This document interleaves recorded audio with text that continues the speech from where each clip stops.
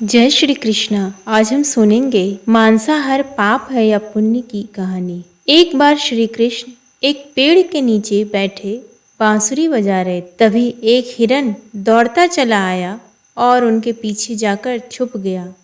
वो हिरन बहुत ही घबराया हुआ था। भगवान श्री कृष्ण ने उसके सिर पर हाथ फेरते हुए कहा, क्या हुआ, तुम क्यों छुप रहे हो? तभी उसका पीछा करते हुए एक शिकारी भी वहां आ पहुंचा और बोला, यह मेरा शिकार है, इसे मुझे दे दो, इस पर मेरा अधिकार है। भगवान श्री कृष्ण बोले, हर जीवित जीव पर उसका खुद का अधिकार होता है, ना किसी और का। तब वह शिकारी क्रोध में बोला, यह मेरा शिकार है, इसे मैं पका कर खाऊंगा। भगवान श्री कृष्ण बोले, किसी भी जीव को मार कर खाना पाप की श्रेणी में आता है। क्या तुम पाप के भागी बनना चाहते हो? मांसाहार पुण्य है या पाप, क्या तुम धर्म को नहीं जानते? शिकारी बोला, मैं तुम्हारे जितना शिक्षित तो नहीं कि यह जानूं कि मांसाहार पुण्य है या पाप, पर मैं यह जानता हूं कि जीव को मारकर खाना इसमें कोई हर्ज नहीं। मांसाहार से तो एक तो वह जीव को जीव बंधन से मुक्त कर रहा है, फिर क्यों मांसाहार से मना किया जाता है? वैसे भी मैं इसको मारकर नीच योनि से मुक्ति दिलाकर पुण्य ही कमा रहा हूँ, फिर इस पर पाबंदी क्यों? इसे तो प्रोत्साहित करना चाहिए। जहाँ तक मैंने सुना है कि जीव हत्या तो शास्त्रों में भी बताया गया है, राजा लोग भी तो शिकार किया करते हैं। ऐसे तमाम तर्क देते हुए उसने श्री कृष्ण से पूछा कि फिर क्यों ये मांसाहार गलत है और पाप की श्रेणी में आता है? आप ही बताइए, मांसाहार पुण्य है या पाप? भगवान श्री कृष्ण समझ गए कि इसकी बुद्धि मांस खाने के कारण तामसिक हो गई है और उसने सोचने का और समझने की बुद्धि भी खो दी है।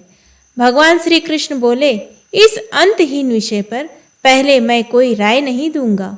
मेरी इस छोटी सी कथा सुनने के बाद तुम ही उत्तर देना कि मांसाहार पुण्य है या पाप, और तुम्हें मांस खाना है या नहीं। वह शिकारी सोचने लगा कि इसमें मेरा तो कोई घाटा नहीं है, इस कथा को मैं सुन ही लेता हूँ, मेरा मनोरंजन भी हो जाएगा और बाद में मुझे इसका मांस भी मिल जाएगा। भगवान श्री कृष्ण ने अपनी कथा आरंभ की। एक बार मगध में खाद्य संकट खड़ा हो गया, क्योंकि अन्न का उत्पादन कम रहा। राजा को चिंता हुई कि यदि इस समस्या का शीघ्र निदान नहीं किया जाए तो संरक्षित अनाज कोष भी खत्म हो जाएगा और संकट भीषण हो जाएगा। सम्राट ने अपनी राज्यसभा में पूछा, देश की खाद्य समस्या को सुलझाने के लिए सबसे सस्ती वस्तु क्या है? मंत्रीगण सोच में पड़ गए। चावल, गेहूं, आलू इत्यादि पदार्थों को उगाने के लिए बहुत श्रम करना पड़ता है। वह तभी प्राप्त होते हैं जब प्रकृति का प्रकोप ना हो। ऐसे में तो कुछ सस्ता हो ही नहीं सकता। तभी शिकार का शौक रखने वाले एक मंत्री ने सोचा कि यही उत्तम अवसर है, क्यों न अंधाधुंध शिकार के लिए राजा की अनुमति ले ली जाए। उसने सभा में कहा कि सबसे सस्ता खाद्य पदार्थ है मांस। इसके लिए धन का खर्च भी नहीं है और पौष्टिक खाना भी मिलता है। सभी सामंतों ने इस बात का समर्थन कर दिया, लेकिन मगध के प्रधानमंत्री अभी भी चुप थे। सम्राट ने पूछा, प्रधानमंत्री, आप चुप क्यों हैं? आपने कोई अनुमोदन नहीं किया, आपका क्या मत है? प्रधानमंत्री ने कहा, मैं यह नहीं मानता कि यह कथन सही है कि मांस खाने सबसे सस्ता पदार्थ है। फिर भी इस विषय पर मैं अपने विचार आपके सामने कल रखूंगा। प्रधानमंत्री उसी रात मांसाहार का प्रस्ताव रखने वाले सामंत के घर पहुंचे। सामंत ने इतनी देर रात प्रधानमंत्री को अपने घर आया देखा तो वह घबरा गया। किसी अनिष्ट की आशंका से वह कांप गया।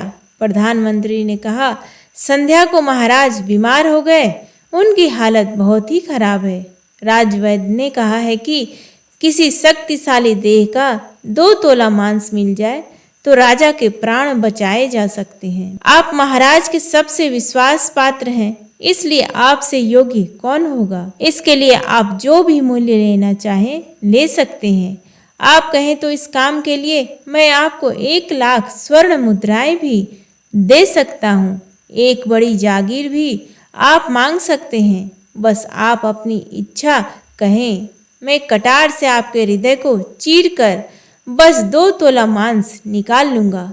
यह सुनकर सामंत के चेहरे का रंग फीका पड़ गया। वह सोचने लगा, जब जीवन ही नहीं रहेगा तो 2 लाख स्वर्ण मुद्राओं से मैं क्या करूंगा, और बड़ी जागीर भी किस काम आएगी। वह झटपट अंदर भागा और अपनी तिजोरी से 1 लाख स्वर्ण मुद्राएं लेकर आया।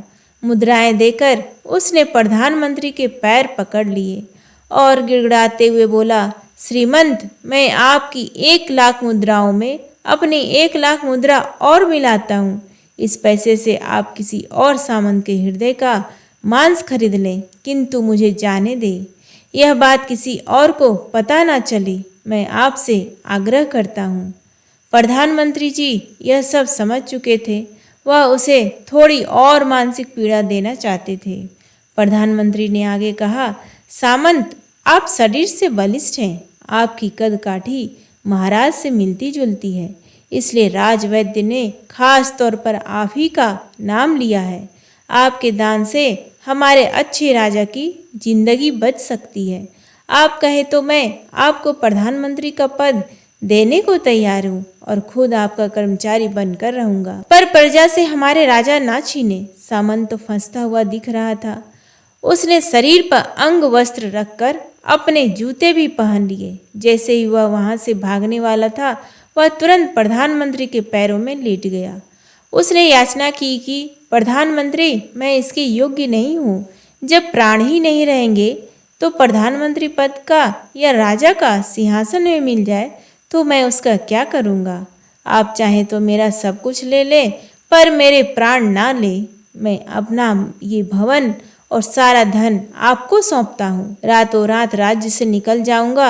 इतना कहकर वह अपने घोड़े की ओर भागा, और जैसे ही अपना घोड़ा गठने लगा, आवाज आई, अपने पीछे तुम अपने परिवार को भी छोड़ जा रहे हो।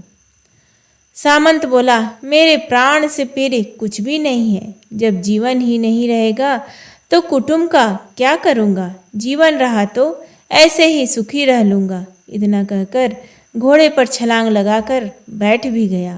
वह अभी चलने को ही था कि प्रधानमंत्री ने घोड़े की साख पकड़ ली। वह सामंत से बोला, भागने की जरूरत नहीं है, आप आराम से घर पर ही रहो, मैं किसी और का प्रयास करता हूँ। यह कहकर प्रधानमंत्री वहां से चले गए। प्रधानमंत्री के वहां से जाने पर सामंत के अंदर कुछ जान तो आई, परंतु बेचैनी बनी रही। उसकी नींद खराब हो चुकी थी। मुद्राएं लेकर प्रधानमंत्री बारी बारी से सभी सामंतों के घर पहुंचे और सभी से राजा के लिए हृदय का 2 तोला मांस मांगा, परंतु कोई भी राजी ना हुआ। सब ने अपने बचाव के लिए प्रधानमंत्री को लाख और 5 लाख मुद्राएं तक दे दी। इस प्रकार प्रधानमंत्री ने एक ही रात में करोड़ों स्वर्ण मुद्राएं जमा कर ली। फिर सुबह होने से पहले ही अपने महल में पहुंच गया। अगले ही दिन राजसभा में सभी सामंत समय से पहले ही पहुंच गए। सभी यह जानना चाहते थे कि राजा स्वस्थ है कि नहीं, लेकिन कोई भी किसी से भेद नहीं खोलता था। सबको राजवैद्य की तलाश थी, उनसे ही उन्हें कुछ सूचना मिल सकती थी। प्रधानमंत्री ने सैनिकों को आज्ञा दे रखी थी कि जब तक महाराज राजसभा में न आए, किसी भी सामंत को महल से बाहर जाने की आज्ञा नहीं है। राजा सभा में अपनी चिर परिचित गति में आए और अपने सिंहासन पर आकर बैठे। सभी सामंतों ने देखा, कहीं से भी राजा उन्हें अस्वस्थ नहीं लगे। उन्हें तो कुछ हुआ ही न था। प्रधानमंत्री ने उनसे झूठ बोला। हर सामंत के मन में यही विचार चल रहा था, पर कोई भी किसी और को कुछ नहीं कहता। तभी प्रधानमंत्री ने राजा के समक्ष 1 करोड़ स्वर्ण मुद्राएं रख दी। राजा ने पूछा, ये स्वर्ण मुद्राएं किसके लिए हैं और कहाँ से आई है? प्रधानमंत्री ने कहा, 2 तोले मांस के लिए इतनी धनराशि जुट गई, पर मांस ना मिला। अपनी जान बचाने के लिए सामंतों ने यह मुद्राएं दी है। अब आप यह विचार कीजिए, मांस कितना सस्ता है। राजा को बात समझ में आ गई। उन्होंने प्रजा को अतिरिक्त परिश्रम करने का निवेदन किया और राजा के अनाज भंडार से अनाज निकालकर श्रमिकों को दे दिया। उन्होंने पौष्टिक सब्जियों की खेती का तुरंत आदेश दिया। वह 1 करोड़ स्वर्ण मुद्राएं इसी कार्य के लिए और श्रमिकों के कल्याण के लिए खर्च की गई। ऐसे साग सब्जी तेजी से उगी जिससे प्रजा का कल्याण भी हुआ और पौष्टिकता भी मिली। कुछ समय बाद मौसम अनुकूल हुआ और खेती लहलहाने लगी। इस प्रकार राज्य से खाद्य संकट दूर हुआ। तो मित्रों, जीवन का यह मूल्य भगवान श्री कृष्ण हमें इस कथा के जरिए समझाना चाहते हैं कि हम यह न भूलें कि जिस तरह हमें अपनी जान प्यारी है, उसी तरह सभी जीवों को अपनी जान प्रिय होती है। अपने दिल से जानिए पराये दिल का हाल। यदि संसार के संबंधों से मुक्त करने का तर्क सही है, यदि जीव हत्या जीव को संसार बंधन से मुक्त करने का तरीका है, तो अत्याचारी द्वारा किया गया नरसंहार भी मान्य है। वह भी ये तर्क दे सकते हैं कि वह लोग जीवन के कष्ट से आप लोगों को मुक्त कर रहे हैं।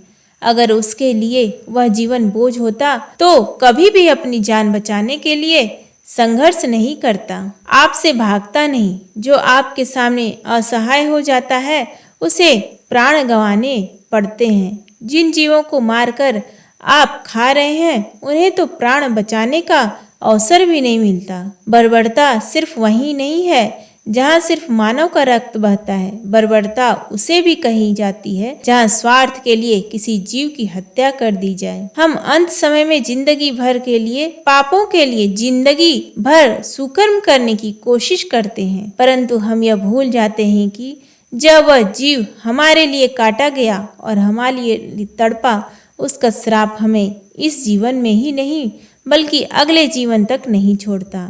परमात्मा से यह ज्ञान पाकर शिकारी परिपूर्ण हो गया और उसे ज्ञान की प्राप्ति हो गई और वह जान गया कि महानता जीवन लेने में नहीं बल्कि जीवन देने में है। शिकारी भगवान के आगे हाथ जोड़कर वहां से चला गया और उसने कसम खा ली कि वह अपने संपूर्ण जीवन में किसी को भी कभी चोट नहीं पहुंचाएगा। प्रेम से बोलिए भगवान श्री कृष्ण की जय। जय श्री कृष्ण। राधे राधे।